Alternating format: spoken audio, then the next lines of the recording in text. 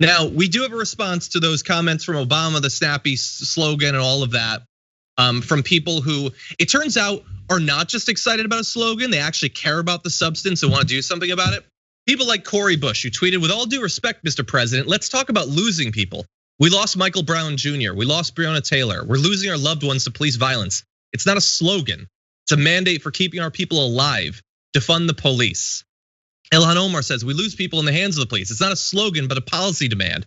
And centering the demand for equitable investments and budgets for communities across the country gets us progress and safety."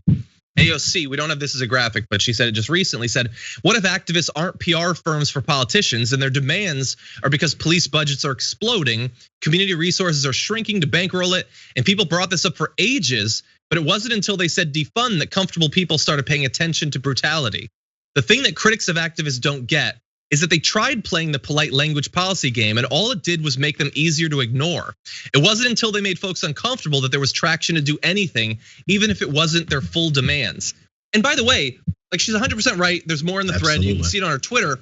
Fox has already explained how this works to us. In the initial weeks and months of the protests, they were saying, well, come on, just like be peaceful and be quiet. Be something they can ignore. That's all it is. Absolutely. You don't get change that way. It's pretty self-evident. The only way you get change is by not going and protesting on a little corner really quietly and not really asking for much. That's the only way that this has gone as far as it has. There's always a suppression of the level of activity and anger you're supposed to have. If people take to the streets and buildings get burned and cars get flipped, it's don't go on the streets. You're destroying property. You're destroying your communities. What you need to do is go through the political system, vote, get out there and vote. As this guy challenges the entire election system, get out there and vote. Get out there and support, campaign, knock on doors, community organize. We tell them to do all these things, and then if people go ahead and follow those orders and decide to quietly go do those other things, then they get, as you mentioned, ignored, shoved to the side. Remember they made fun of the community organizer title?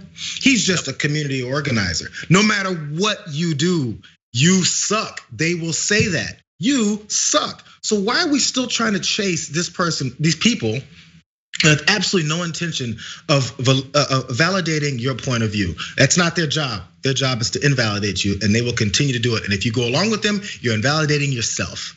Yep. Jim Jordan isn't your friend, and he's not gonna be your friend. Ted Cruz is not waiting for a reasonable offer, because that's not what he gets paid to look. It's not like, and look, Barack Obama was president. He's obviously much smarter than me.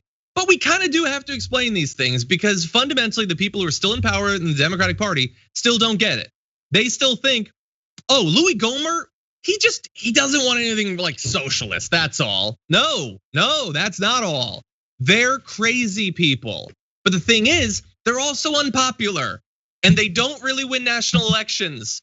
So maybe we should do something because our ideas are more popular. Even as snappy slogans as they are, and they're so radical, they turn off so many people, Biden still got more votes. Maybe we should deliver for those things that have been driving the political conversation for the last few years.